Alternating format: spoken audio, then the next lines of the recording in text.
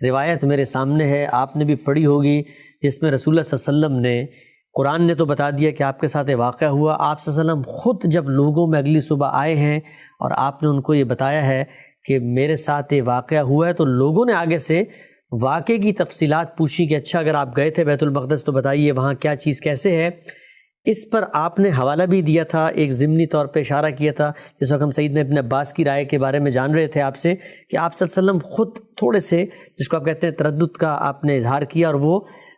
پھر اللہ تعالیٰ نے آپ کو دکھائی اور وہ پھر آپ نے بیان کر دی۔ سوال یہ ہے، علماء کا نقطہ اس استدلال میں یہ ہے کہ اگر تو یہ رویا تھا تو رسول اللہ صلی اللہ علیہ وسلم کو اس تردد میں جانے کی ضرورت کیا تھی؟ وہ سمپل یہ کہتے کہ بھائی وہ تو خواب تھا، خواب کی تفصیلات مجھ سے کیوں پوچھ رہے ہو؟ اور آپ کو پھر اللہ نے دوبارہ سے وہ ساری چیزیں دکھائیں۔ اگر تو وہ رویا تھا تو رویا کی تفصیلات کا جواب تو ان کو دینا چاہیے تھا کہ رویا کی تفصیلات کیوں پوچھ رہے ہو مجھ سے؟ آپ نے تو پوری کی پوری تفصیلات بیان کر دی آگے۔ نہیں، رسول اللہ صلی اللہ علیہ وسلم نے کہا تھا مجھے اللہ لے گیا، اللہ تعالیٰ نے یہ رویا مجھے دکھایا۔ تو جب اللہ لے گیا اور اللہ تعالیٰ نے یہ سب چیزیں مجھے دکھائیں تو پھر تو ظاہر ہے کہ پھل کی صبح ہونی چاہیے نا، پھر ہر چیز واضح ہونی چاہیے، اس میں پھر کوئی ابہام نہیں ہونا چاہیے، یہ پھر کوئی بھولنے کی چیز نہیں ہونی چاہیے۔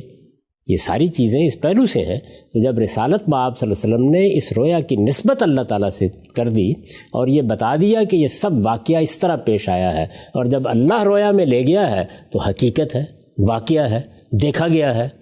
پھر تو ایک ایک چیز مستحضر ہونی چاہیے۔ تو انہوں نے اس کے لحاظ سے سوال کیا ہے، لیکن رسالت میں آپ صلی اللہ علیہ وسلم اس تشویش میں مبتلا ہوئے کہ چیزیں اس طرح تو نہیں یاد رہتی جس طرح یہ پوچھ رہے ہیں، اور پوچھنے والے کسی چیز کو حقیقت میں جاننے کے لیے تو پوچھ نہیں رہے تھے، استہزاء کے لیے پوچھ رہے تھے، مذاق اڑانے کے لیے پوچھ رہے تھے، جزیات تک۔ آپ ویسے بھی اگر کسی جگہ پہ جائیں، جسمانی طور پر بھی جائیں، تو کیا ایک ایک چیز کو گن کر آتے ہیں کتنے ستون تھے، کیا چیز تھی؟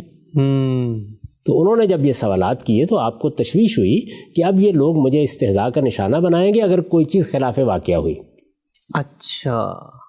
اس کے جواب میں اللہ تعالیٰ نے یہ اہتمام کیا کہ جیسے اس وقت رات میں رویا دکھایا گیا تھا، اسی طریقے سے اب بیداری میں ایک چیز سامنے آ گئی،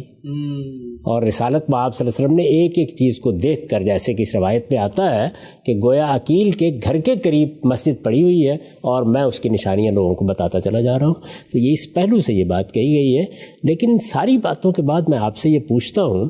کہ یہ اعتراضات کس پر ہو رہے ہیں، یہ سوالات کس سے کیے جا رہے ہیں؟ یعنی یہ واقعہ بیان ہوا تھا سورہ کے شروع میں نے، استاذ امام نے، کسی اور نے یہ رائے قائم کر لی، قرآن کہتا ہے یہ رویا تھا،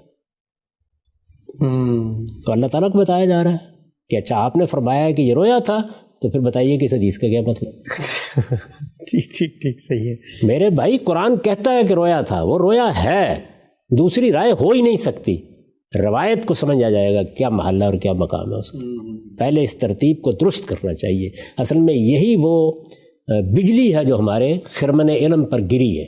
یعنی اللہ کی کتاب کا دامن پکڑ کر ہم روایات کو نہیں دیکھتے، قصوں کو نہیں دیکھتے، بلکہ دیکھیے پے در پے کس طرح کی باتیں کر رہے ہیں۔ کبھی سبحان، گویا وہ صرف قدرت کی کے بارے میں سوء ظن کے لیے آیا کرتا ہے، پھر اس کے بعد اسرا بعبدہ، الفاظ،